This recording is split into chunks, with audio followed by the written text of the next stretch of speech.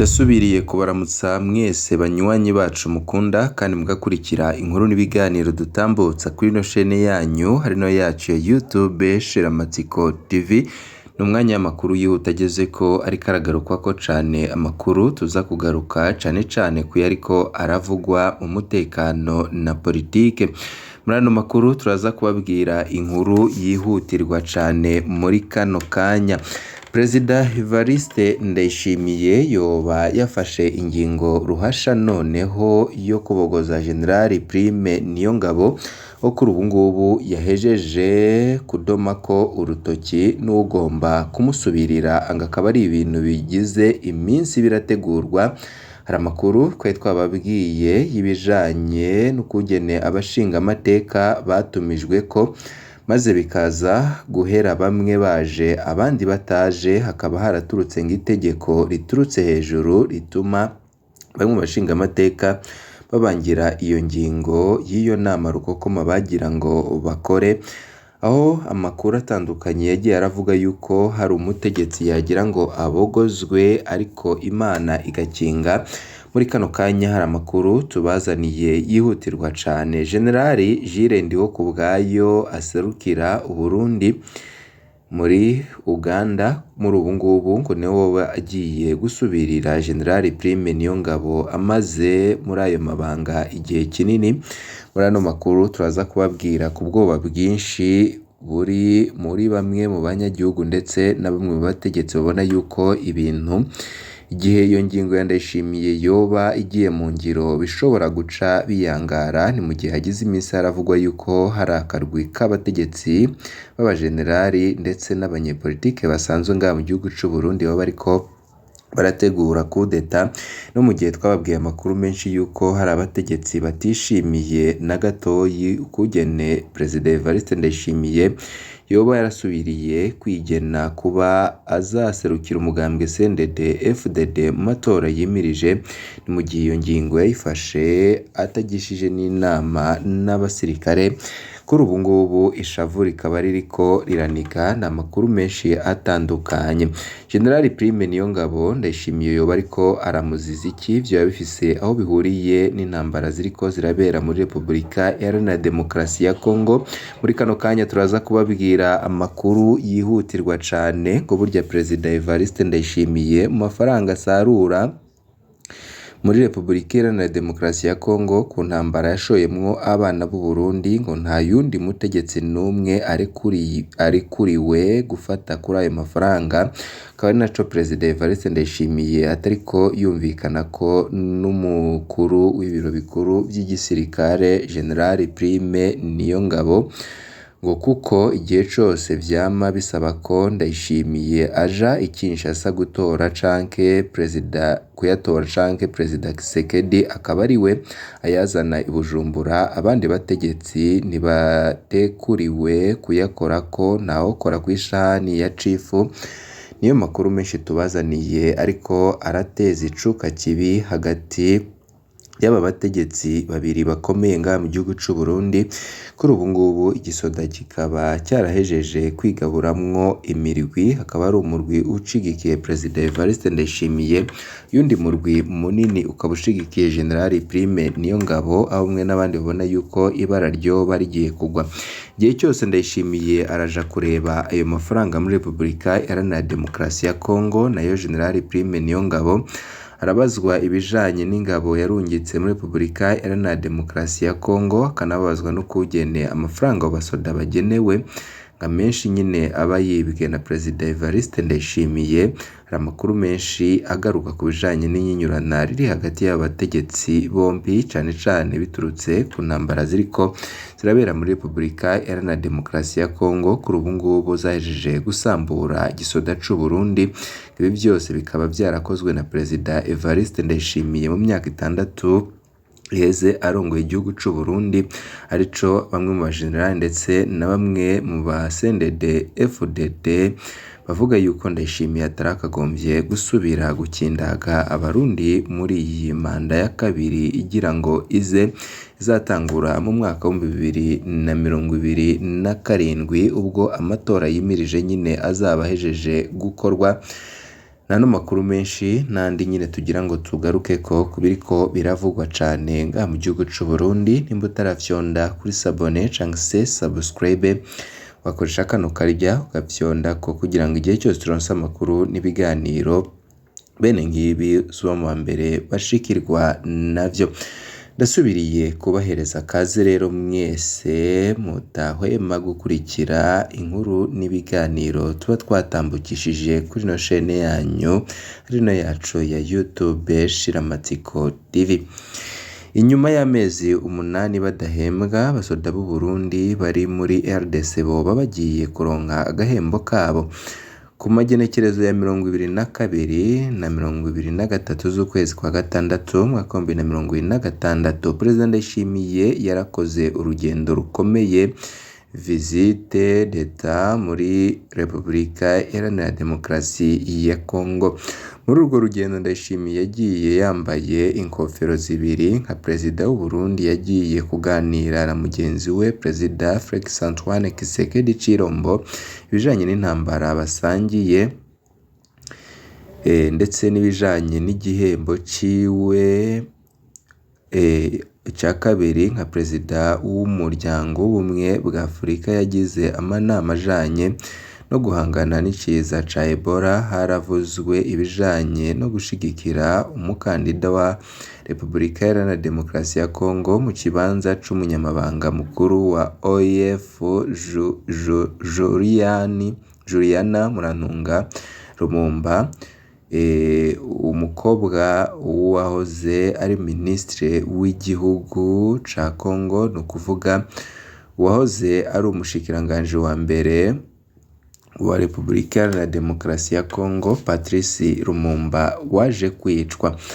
Abasoda b'u Burundi boba bagiye kuronka agahengwe.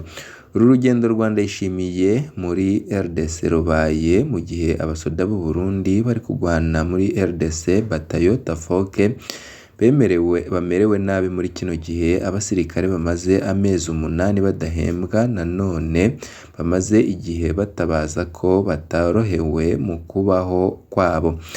Muri izi ndwi zitatu ziheze abasirikare bari mu minembwe barahuye n'ivyago bikomeye, abarenga 20 barahitanywe n'intambara, barenga 50 barakomeretse. Abasirikare baravuga ko ibintu bibandanije uku bimeze bishobora guhonera mu mitumba ya Minembwe, bakanababazwa n'ingene abasoda ba Congo FARDC abatana urugamba kugera aho bakora za repris tactique batabwiye abarundi, babagiriza yuko aribo bahembwa menshi cane kuko Ndayishimiye nyine yama yahembewe abo basoda. President Ndayishimiye na Perezida Felix Antoine Tshisekedi Tshilombo wa Congo baravuga ko baganiriye ibibazo bijanye n'umutekano, ko bumvikanye ko bagiye kongereza gufashanya na cane mu gusangira amakuru y'iperereza, kuko vyama leta ya Kinshasa ntiyigera yunamira abasoda b'u Burundi bariko barahapfira, niyo bishitse igashimira ibihugu vyafashije kurwana ntishiramwo u Burundi, kandi arico gihugu kimaze kuburirayo abasoda benshi mu vyagiye gufasha Tshisekedi, ni naco gihugu camuhaye abasoda benshi. President Ndayishimiye agiye muri RDC abagiye guhembwa nkuko makuru aturuka amasoko yacu cane muri Etat Major ndetse no ku ruhande rwegereye General Prime Niyongabo, bivugwa yuko Ndayishimiye yoba yanditse ikete ryo kumukura. Amakuru abandanya avuga yuko Ndayishimiye ngo yoba yarahemukiye igihugu nkuko bamwe mu basoda bakuru babivuga. Naho ngo urugendo rwa President Ndayishimiye rwitwa visite d'etat, hariho ibintu bitangaje vyaruranze.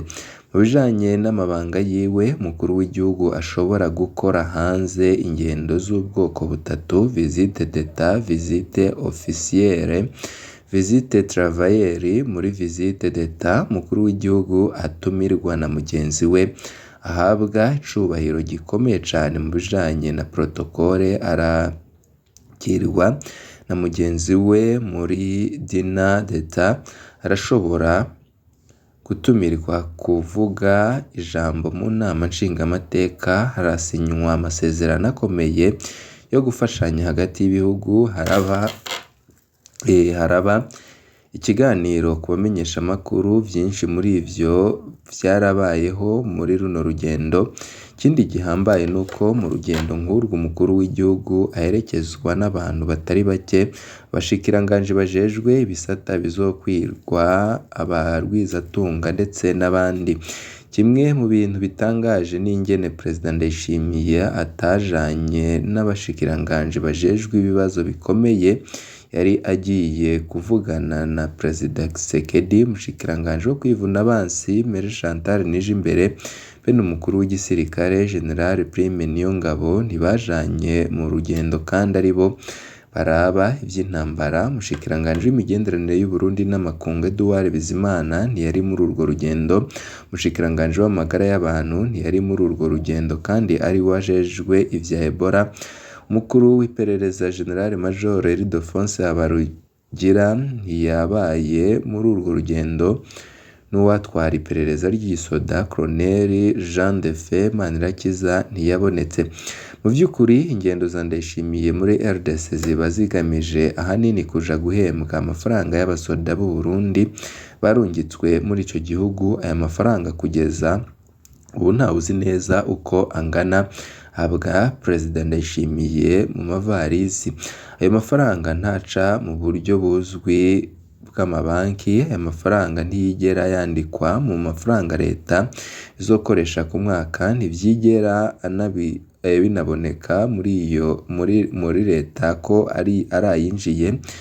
Ndibutse yuko nyine Ndayishimiye niwe amenya ayo aheza akagaburira bimwe mu bihangange basangiye ubutegetsi, hamwe na dukeya asigira abasoda bari kuwota mu ntambara ya RDC.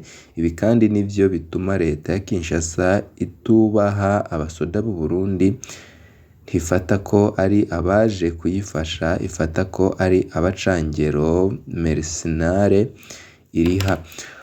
Ubu buryo bunyegeje aya mafaranga atangwamo buri mu bisigura ingene abasoda bari ku rugamba bamara igihe kinini badahembwa, kuko igihe byose byama bisaba ko Perezida Ndayishimiye aja i Kinshasa kuyatora, canke Perezida Tshisekedi akaba ari we ayazana i Bujumbura. Abandi bategetsi ntibatekuriwe kuyakora, ko ntawukora kw'ishahani ya cifu w'igihugu. Amakuru twajeje gukura amasoko yacu kubegereye uruhande rwa General Prime Niyongabo ndetse n'abandi basoda mu gihugu c'u Burundi badatahura ivyo Ndayishimiye ariko arakora, bariko baravuga yuko Ndayishimiye ivyo ariko arakora ari ukoreka igihugu ndetse n'igisirikare kuri ubu ngubu cyajeje kwigaburamwo imirwi ibiri, ushigikiye Perezida Evariste Ndayishimiye ndetse n'ushigikiye bamwe mu bajenerali bashigikiye General Prime Niyongabo.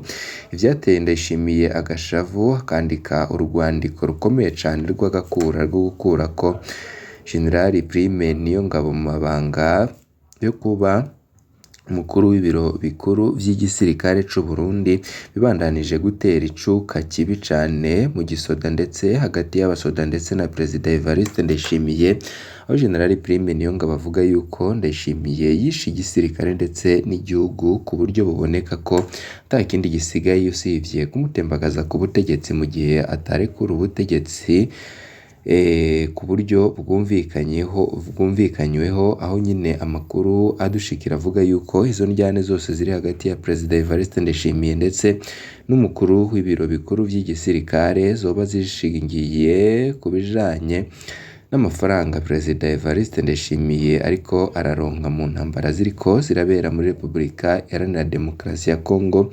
Intambara ziriko zirafiramwo abasoda b'u Burundi benshi, intambara zatumye abasoda bashika 300 baburirwa irengero, bamwe bavugwa yuko bagiye gukora ibiyede za Dubai ndetse bakagenda barahungira mu bihugu bibanye by'u Rwanda ndetse Uganda n'ibindi bitandukanye, aho bariko barahunga kuja muri izo ntambara badatahura kandi zitagira ico zitaho.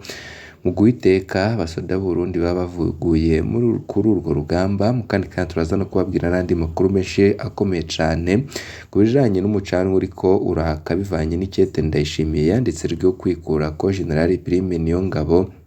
Bamwe mu bajenerali bariko bararemerera Perezida Evariste Ndayishimiye aho inama nshingamateka yatumijwe ko giturumbuka ariko nanone bikaza kuhera isubitswe. Ibi byose bihuriza ku makuru akomeye cyane avuga ukugene ho bari icuka kibi gikomeye cyane, ndetse ariko haranateguwe ibikomeye cyane ko Ndayishimiye ashaka kwikura ko General Prime Niyongabo. Bamwe mu bajenerali bakaba bamusabye kuba yabangira iyo ngingo mu gihe amatora yimirije maze agategereza amatora agahera. Ariko kuri ubu ngubu Prime Niyongabo nawe nyine yahejeje kumenya ivya Ndayishimiye. Kuri ubu ngubu nawe akaba ariko araca ku biti no ku mabuye kugira ngo abashaka kwikura ko Ndayishimiye abafashe kuko babona yuko Ndayishimiye abandanije koreka igihugu. Byose mu kandi kanya turaza kubigaruka ko mu buryo bw'idonido, nimuze kuja kureba ibyiza kuri mwese nivyo ndabifurije.